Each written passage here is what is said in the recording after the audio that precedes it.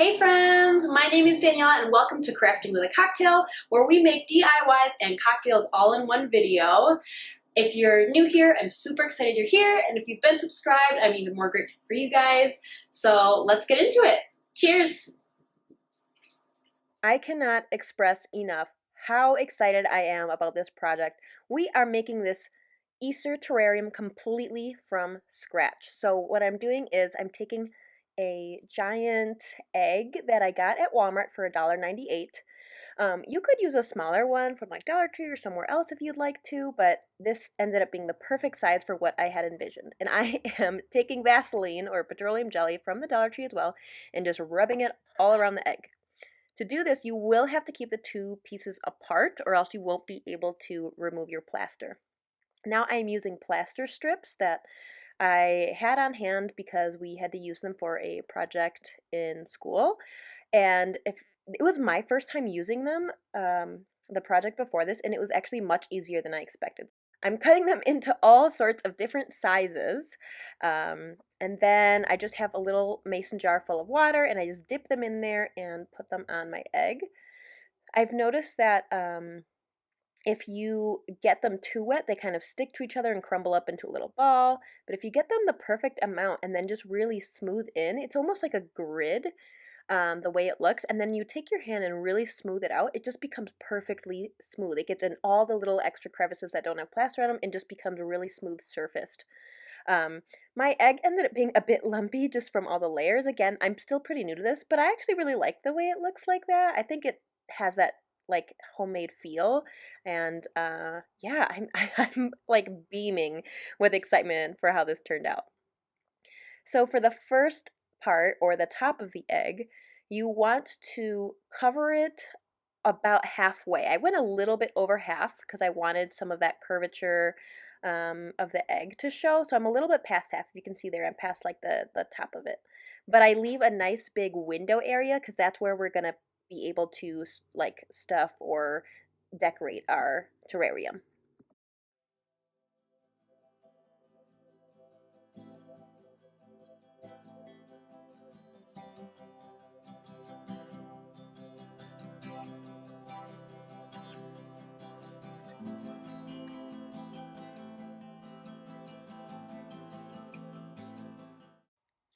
So when I did the bottom of my egg, I really made sure to do several layers because I knew that it would have to be standing on this and I wanted this part to be really sturdy and thick. So I don't show it all on camera. I do a few layers on both of them. I just started with one layer each and then I went back over with what I had, but I really made sure that that area was really thick and sturdy, as well as you can see here, the bottom of the top, because I knew it would also have to rest on the bottom half.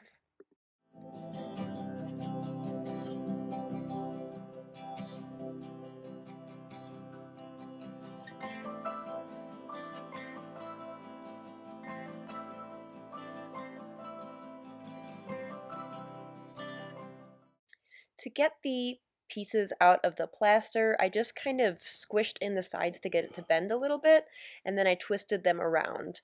I was trying to be really careful with the top part because if it cracked in half, I don't know what I would have done.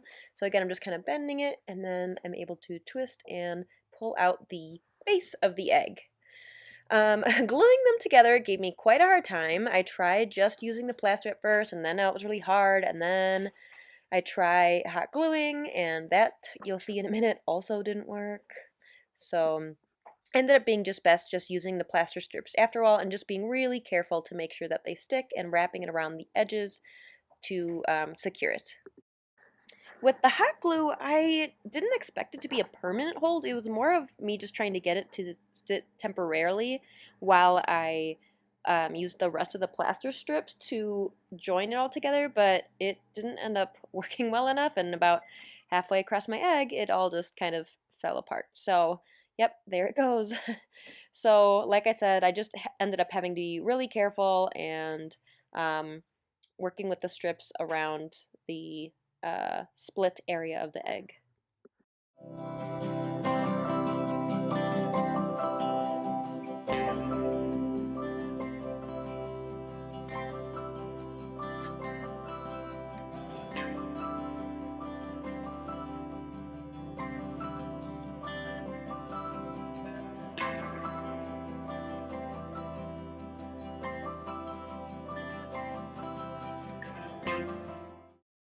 Like I said earlier, my egg didn't turn out perfect. There is a little bit of a ridge where you can tell they were put back together, but honestly, I don't mind. I feel like I did my best. It was my first time trying this, and I'm really, really proud of just coming up with the idea to make it at all and being able to execute it. So I'm really happy with it, how it turned out, regardless of any of its flaws or lumps or whatever. I just absolutely love this project, and it's definitely my favorite from all three in this video.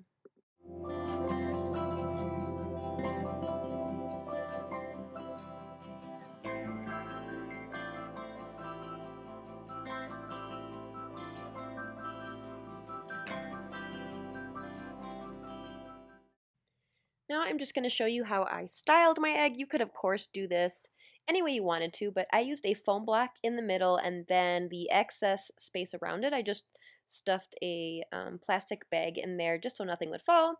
Then I'm using some of this green Spanish moss as my little grassy base in there before I add all the cute little decorations. So I think this color, this bright green, really pops out and makes it more vibrant and just stands out. So that's why I picked it instead of like the dried grayish brownish one. When I think of spring, I think of colors. So that was my decision making here. And then I'm just going to decorate the inside with a few different things. I added some carrots, some eggs, a little bunny head. These are all from the Dollar Tree, by the way. They come in different packs. So like the little bunny heads that I'm trying to take apart right now are in a little 2-pack that are like on stakes essentially for floral packs or whatever. And then these cute, cute, cute little egg ornaments come in a big pack as well. And I think the carrots come in a pack of 6. So I do end up adding a second one. It just felt a little empty. Yep, there it is. And then I couldn't decide if it needed something around the edges of the little like window area. So ultimately, I did end up deciding to glue some twine around there, some jute. So I just start at one corner and take my time gluing it all the way around. And I think this turned out really nice because it just kind of helps frame it.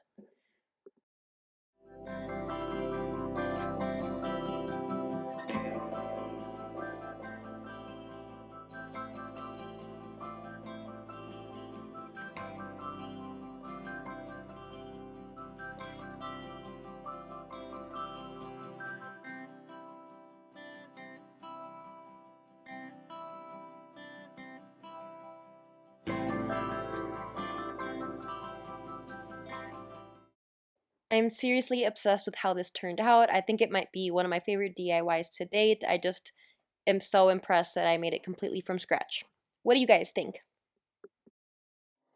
You guys, today's cocktail is so good. It's actually my favorite thing to get at the movie theaters when I go.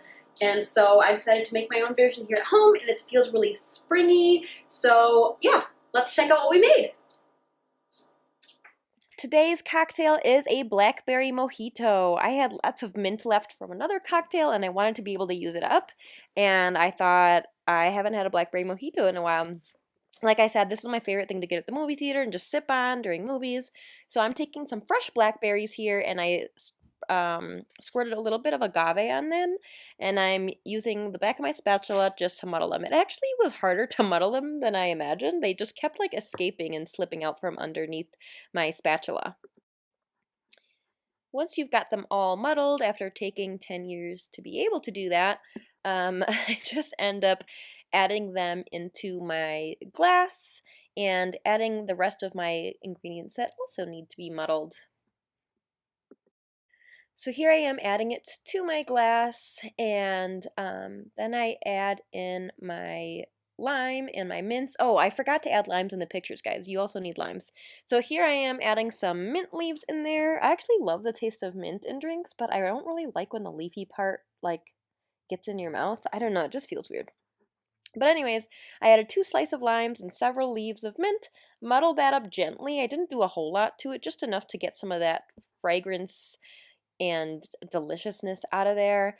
Now I'm adding a big old shot and then a second big old shot to my glass because you guys know I like my drink strong. Top it off with some of my key lime sparkling water from Walmart because, like I said in other videos, it's sweeter, tastes more like Sprite, and give it a good mix, and that's it. This is seriously delicious. Our second DIY is this cute little bunny friend that actually gave me quite a bit of trouble. Sometimes I feel like the easiest ones, I'm just like, oh, this will be super simple. And then they give me a really hard time because I oversimplify my thoughts about it. And I just think, oh, I'll just throw it together real fast. So anyways, I started with this little wooden bunny from Dollar Tree and some spackle, and I just used my finger to fill in the hole where some twine or something else would go. Then I'm taking this gorgeous cover to a box I got from Dollar Tree, and when I bought the box, I accidentally didn't realize that there were two covers on it. So this is just the extra cover I had, and I thought it would be perfect for this. So here is problem number one. I cannot get this tumbling block to stay, and even when I glue it, I can't get it to lean the way I want it to. So this gave me a harder time than I expected, so it took me a few times to actually get it right and get it to be able to stand and lean back a little bit instead of falling forward, which is especially important since I'm going to add the bunny on it, and that's going to add more weight. So I did this. I actually end up adding a second block later. I don't think I film it just because I wanted it to feel stable, and it just felt a little bit wobbly during this entire time. So yeah, I do end up using 2 blocks total to help stabilize it. Then I'm taking my bunny and a baby wipe and some antique wax from Waverly and just wiping it on there. I've seen lots of other DIYers do this too, and it's a really efficient way to get things to have like a stain wooden look to them.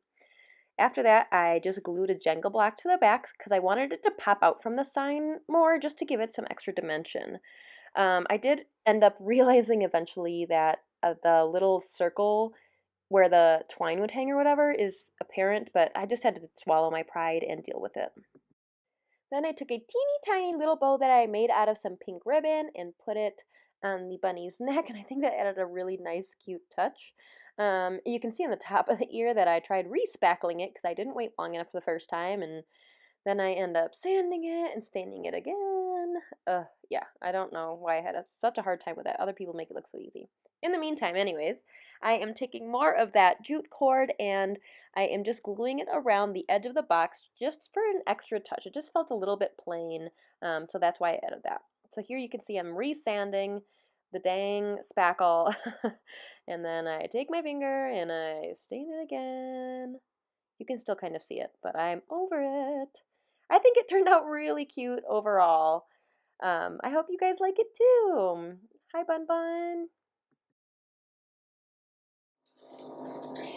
I just want to pop in one last time to invite you all to subscribe if you haven't already, or like this video if you enjoyed it as well. Leave me a comment down below about what you would like for me to make as cocktails for this spring of 2021, and I'll see you next time. Let's get back to the last DIY.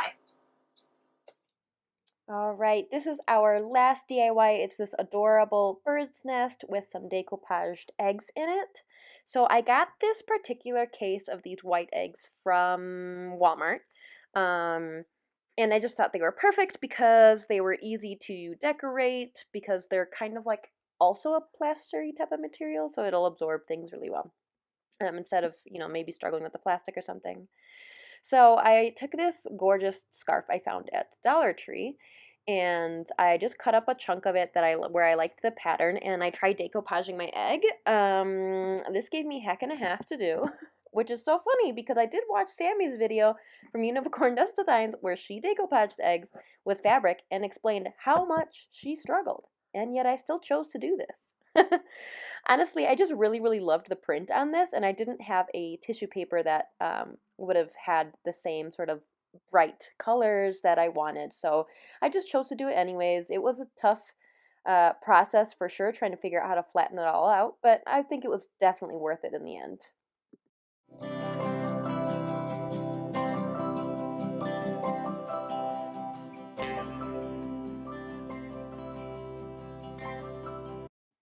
And yeah, I did give up after a while and use some hot glue to get some areas to stay down.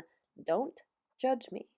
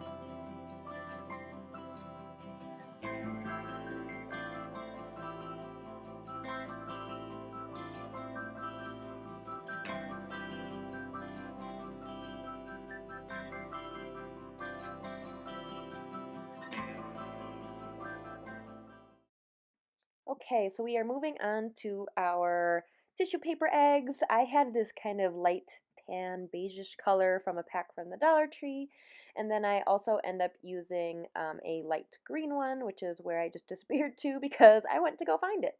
And there it is. I forgot that I had already used it in old DIY, so I just kind of took a chunk away from it. Hopefully I don't regret that later.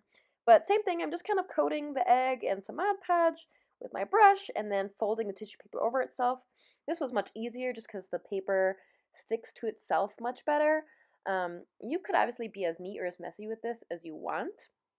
I didn't mind all the like creases and wrinkles in it. I think it added a lot of texture to the piece, which I thought was really fun. But obviously make it your own however you like.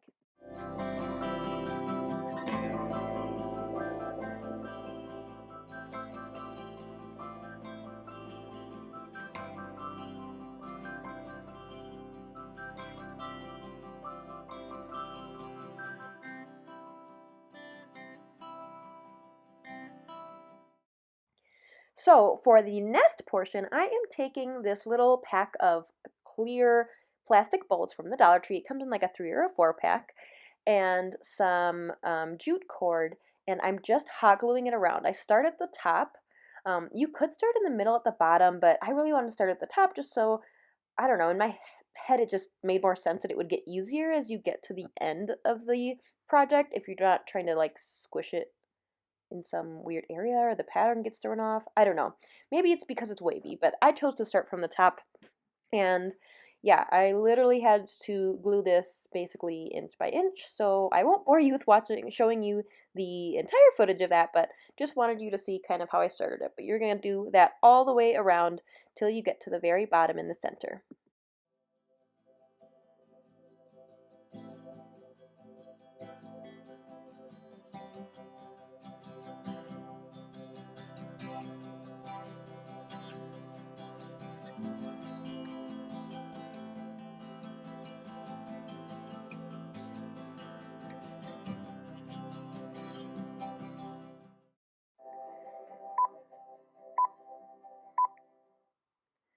So as you can see, and I guess very obviously, it gets a little bit more difficult as you get towards the middle of the bottom. So just do your best to glue and press that little jute twine against itself.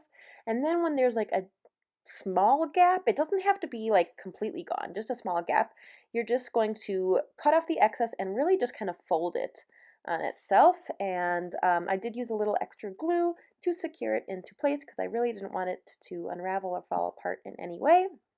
And then I'm taking a lighter to it to burn off all the little hairy parts, any extra glue danglies, and in some areas it did darken it a little bit, which I thought was kind of cool. It just gave it some extra color and texture, and also I just have a lot of fun using the lighter with that. So yeah. Now I'm taking some moss. This is the dry, like grayish, brownish, crinkly Spanish moss. This one's from Dollar Tree. That I was talking about earlier, and I just put it into my little nest, and it actually matches pretty well with the cord. Then I clean up my hot mess with my ladybug vacuum, which will be in the link below, along with the plaster strips if you're interested. And now we just put our dried decoupage eggs in it, and that's it. I think this turned out so super precious. I absolutely love them, and I love the one that has the pop-up color. We are kicking off today's Easter crafts with this adorable little chicky picture frame that is super easy and budget friendly. So I'm using one of these clear standalone frames from the Dollar Tree. I honestly have passed by them so many times, and I've always told myself I should do something with them, and I didn't think of anything until today. So I did that, and then I'm taking some flowers from the Dollar Tree, and I pulled off the backs of them so they are completely flat. And then I am sliding them into that area where it's kind of sandwiched in the frame. And this is a little bit tricky, and it does take me a while to kind of figure out how to smush them all in there. So I kind of recommend just stacking them all and sliding them in as one piece, because that seemed to work the best. And I wanted them to get further in the corner, so eventually I get smart and find a popsicle stick, but in the meantime, I struggled. So here I am kind of pushing the petals along with a little popsicle stick, and then I rip off this little chickie from a hanging sign from Dollar Tree that had numerous different parts to it, and then I decided, well, I don't want the left corner to be empty, so I end up putting a flower in that corner as well, and using my new smart trick of pushing it in with a popsicle stick, because that's obviously thinner than my finger trying to fit in there. Then I figure out where I want to place my chickie, and then I grab some Spanish moss. So this is a giant pack I got from Walmart, but if you can find it at your Dollar Tree, you can get it there. Mine only has like the brown, dried, dead looking stuff, so I got mine from Walmart. And I'm just using hot glue to adhere it to the front of the frame. So the reason that we have that first is because we want our chickie to sit on top of it. We don't want the grass to cover it up. And this will create a lot of depth and dimension, having that really background layer of flowers, then that middle ground of the grass, and the foreground of our little chickie in its egg. So that's why I did it that way. I'm just gluing it all down as best I can, and then once I feel like it's good enough, I take my scissors and give it a nice little trim to make sure everything is looking good and not hairy, and I also don't want any overlapping the bottom because then it would sit uneven. So I'm just trimming up the sides. And then once I've got that going, I use my handy dandy little ladybug that I'll leave in the link in the description for you to purchase. And here's how my little cute chickie turned out. You would never guess this gorgeous little Easter sign was made from an aluminum bread pan and a hula hoop. How crazy is that? I know it looks sweet and simple, but I honestly was blown away with myself that I was able to make it out of this. So I got this aluminum bread pan from the Dollar Tree, and I just cut a slit into each of the corners so that I could cut them off. Now, originally, I was only going to use that middle bottom part, but then when I got to this, I was like, I kind of like this. I could make this like a two-part sign. So I do end up leaving that bottom area and then just kind of trimming it up so it's the right size, and so that everything's kind of like equal and not have any extra edges or whatever. Then I am going to use a Sharpie, or you could use any sort of utensil that would work that's not too pointy, to draw out your word Easter as well as any drawings you want. So I draw out Easter, and then I'm using the back of a paintbrush to add in some relief. Relief means that you're kind of putting indents to it. So I'm pressing down with my paintbrush. Now, for areas that are curvy, or any areas in general, I recommend going around it, or not around it, but on it lightly, and then doing a harder pressure layer, and then a harder pressure layer, until you have a nice indent. The reason for this is, for example, with my E, I went right into it, and some of the areas ended up a little wobbly. So it's better to just kind of get that path going and then digging deeper and deeper. Then for the above area, I wanted to do an Easter egg, some cute little bunnies, so I just looked up a bunny image and kind of drew that on. I don't like calling it freehand when I look at a picture. Is that considered freehand? I don't know. Anyways, you could look up anything you want. If you want this to be even simpler, all you have to do is print this out and trace around it. Cut it out, print it, cut around it, trace it out, and you'll be good to go. Or you could use a pencil to indent that then and there. So the tricky part about this is because I used a Sharpie, I did have to be careful when I was painting it because I didn't want any of that Sharpie to show through. Gosh, sorry guys. I keep stumbling on my words. But anyways, just keep that in mind. I do end up having to do a few coats. Now I'm doing the same exact thing using the back of a paintbrush, really lightly going over any tricky areas and then pressing harder where I feel like it needs it. Or doing several layers of pressing harder so that it adds some nice relief in there. Then I mixed some purple and black paint because I wanted that relief area to be nice and dark so that when I put lighter colors on top, it would really pop out. So make sure that you always use more of the color that is not black. Black is super pigmented, and so it will automatically take over the other color. So I actually ended up, I don't show you on camera, but when I mixed the purple and the black, I ended up actually having to add more purple, even though I barely put any black because the purple wasn't showing through. And if you don't know, paint does dry a shade darker. So you always want to go a little bit lighter when you're mixing it. So I painted that all into all of my indents. Then I'm using some toilet paper. I would recommend paper towel, but this is just all I had with me at the moment. And just wiping that off. It's okay if it's a little bit like muddy on your area there, because we're going to paint over it anyways. The point is just to make sure it gets in all those little grooves. For some of these areas, it didn't stick as well, which means I just didn't indent it enough. I didn't press hard enough. So I go back over, paint those areas, and do it all over again, because I really wanted to make sure that they were nice and dark and that they weren't going to get, I don't know, swallowed by the lighter colors. When that was completely dry, because I don't want any of that paint mixing with my white paint, I go in with a flat brush and some Waverly White chalk paint, and I just kind of dry brush it, which means I'm putting it in my paint, wiping some off, and then lightly coating it. Now, like I said, some areas were not deep enough, so some of that white got stuck in the grooves, and this might happen anyways, and that's okay. All I end up doing later is just going back into some of those areas. So I use Waverly White in the bottom, and on the top, I wanted a really pretty light, like lilac color or lavender color or whatever. Pastel purple, essentially. So I used a light purple and some white and did the same exact thing. I just kind of dry brushed it on there. I wanted this to have some distressing to it without having to add the distress. The distress is mostly the background. So like I said, I end up just mixing more of my black and purple mixture to go into any of the grooves where it was not popping out enough. I kind of go back and forth with this process of outlining and then dry brushing and then outlining and dry brushing until I'm happy with the result. I'm gonna be honest, this part is super dark because the sun had gone down. I didn't have light with me during this part, so forgive me. I just used a popsicle stick since I had cut into some of that piece before I decided that I wanted to keep that bottom half. So I just hot glued a popsicle stick to make it all a little bit more cohesive and flat and work it all together. Now, I got this tip from one of the Maria Kuna DIY videos of using a hula hoop for raffia. So I am unraveling 3 of these, so that means 2 strands each, and then I just tie a knot and I am braiding it. So I will not make you stick through the whole braiding process, but just keep in mind I have 2 strands for each one of my parts, and I braid this entire long piece, string, whatever, of hula hoop raffia. Then I hot glue it around my sign. So I start in the middle, and you could start this anywhere you want or any which way you want. I will say that some of my ends, well, the only 2 ends, do have some flat string, so non-braided string or raffia.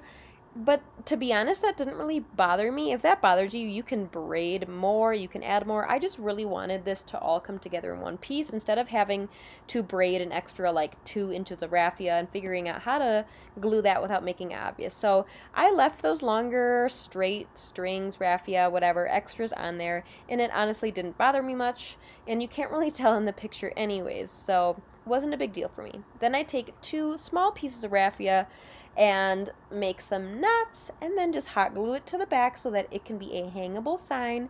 And that's it for this one. I actually really love how this turned out. And like I said, I was just so amazed that I was able to make this out of a bread pan and hula hoop. I mean, that's insane. What do you guys think? Last but not least, I am obsessed with this cute little DIY where it almost has these tiny little like vignettes or terrariums or whatever you want to call them. This is a set of plasticware from the party section at Dollar Tree. They originally come with 4, but I used one of them for a nest DIY I did recently. So I'm using the remaining 3. And I added glue into all of the intersections, hot glue that is. And once I had that, then I just hot glued popsicle sticks for extra security. Now, once I did this and I flipped it over, I noticed that some of the edges still were not as stuck as they could be. So what I end up doing is flipping it over and then kind of pinching the edges to make sure it's nice and tight. Then I'm using some more of my nice messy Spanish moss and adding it to the bottoms. So think about which one you want facing up. I guess it doesn't really matter. They're all really the same shape.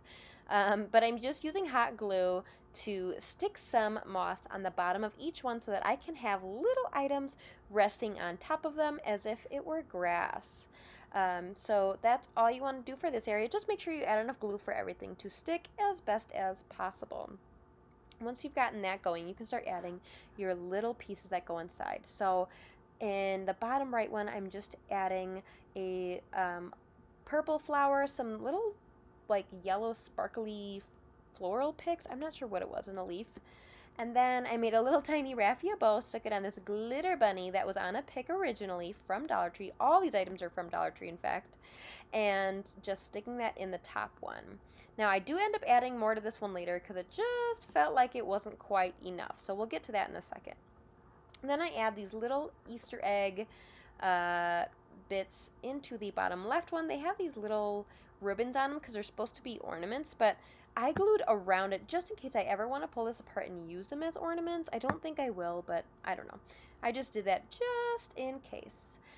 So I'm making sure that I secure that bunny in. Now, like I said, it felt like it was missing something, so I did end up adding a little pink floral piece in there that actually ended up randomly in my Dollar Tree bag because it must have come off another piece accidentally, and some leaves behind my eggs for that extra nice touch.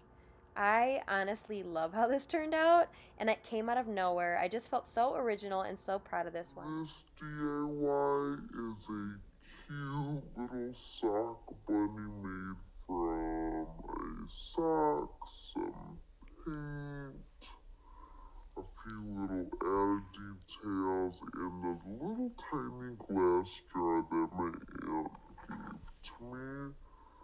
I can't remember what she said these were from. Maybe from yogurt or something, but I'm filling it with some Spanish moss just to give it a fun, different look on the inside. I thought it would just add a lot of contrast in color and make it look a little bit more visually interesting that way. And I'm just stuffing a sock with some polyfill, which I'm tying off with some twine. I did end up adding a little bit too much in the beginning, and he ended up with way too fat of a head, so I did have to go back and take some out. You will see me remove some of that stuffing in just a minute, but I cut the sock right down the middle to form the ears, and then on the edges I kind of cut them to be a bit more rounded off because I didn't want it to be flat like the end of the sock because it just wouldn't look natural for the bunny's ears. So I do cut them at a bit of a curve to make it look more like an actual bunny ear.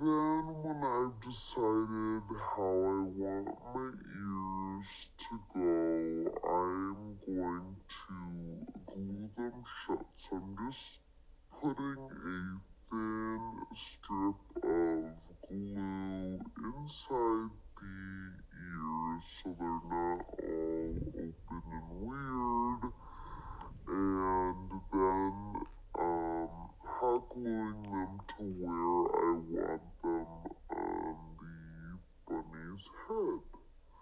So I'm just folding them over lightly, putting a small amount of glue, and placing them on the head there. to go, I can also hot glue into the top of the little jar that I'm using as the base or the body. And after that is glued, what we're going to do is actually use some hot glue to help form some of his face. So I essentially make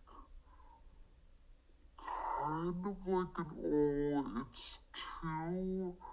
I basically draw with hot glue a space for the nose and two big cheeks. And this is just gonna add a little bit of dimension to his face so that not everything appears to be flat. You'll see that later when I start painting it and it'll make more sense, but I think it really made a big difference. Now I am just going in with some very, very pale pink paint to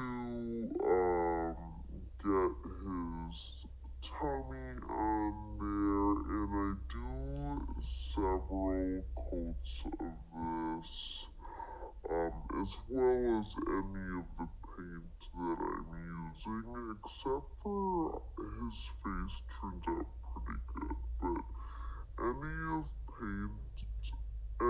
the paint on the jar, I did end up having to do several coats of just because it was very translucent.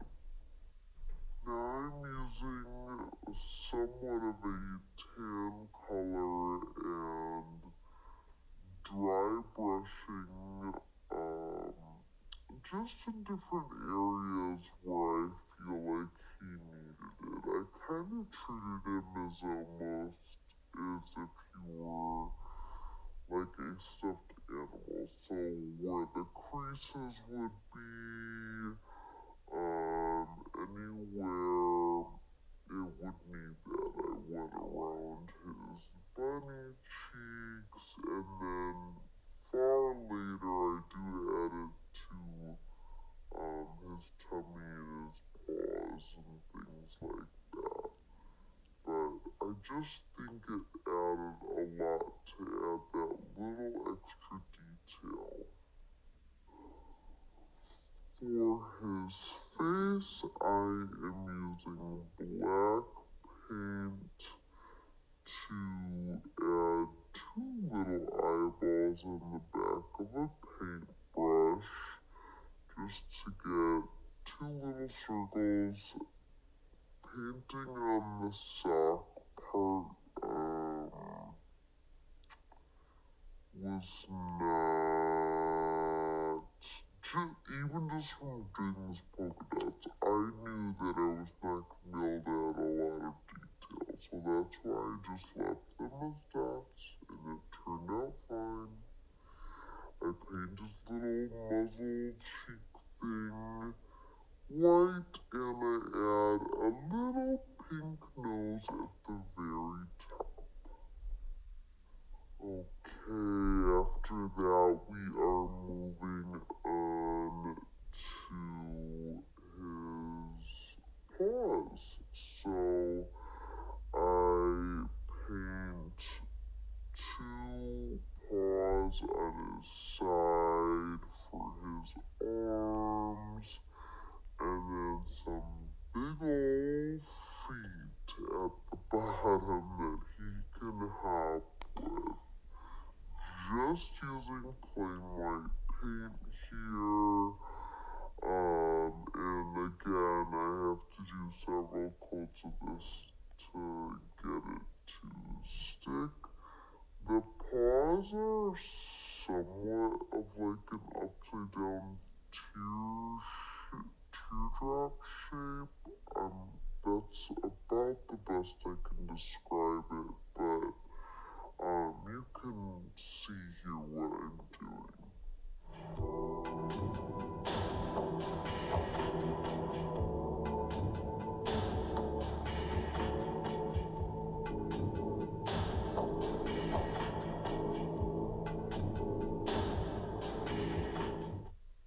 You can see here that I'm adding some details to his paws, some little pink pads for his feet, and in a minute I will also dry brush the paws like I said I would earlier, as well as outline the arm paws to give him the look that he's got, several digits in there or whatever. I'm separating to make little finger type things, okay?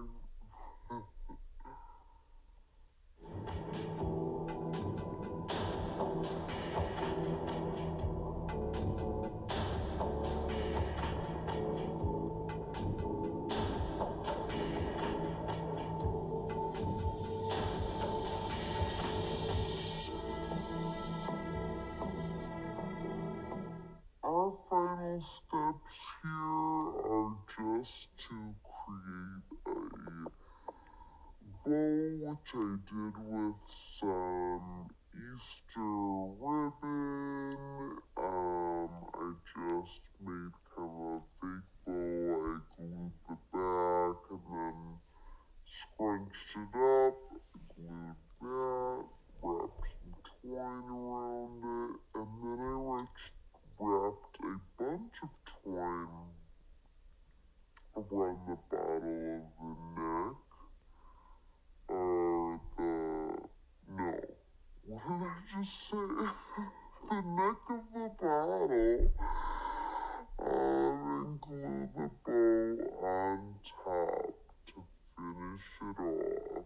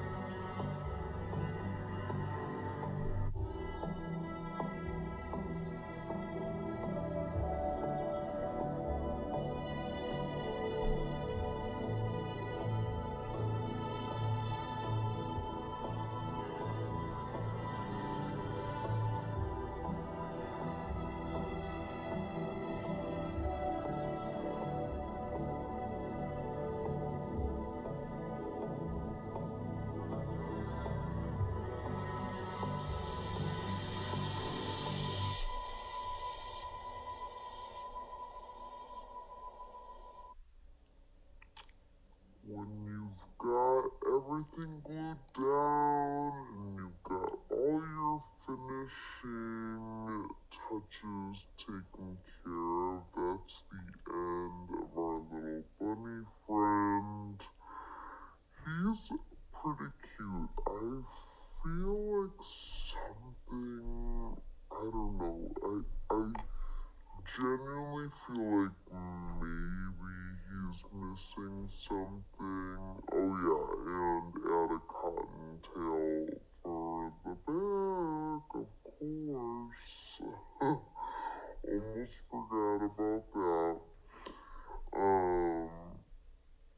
But anyways, I still think it's a super cute concept, and I think it could really inspire other projects, so that's why I left him in here. He's still pretty adorable, just, I don't know, something's missing. I'm just not sure what it is. Anyways, thanks so much for your support. See you next time.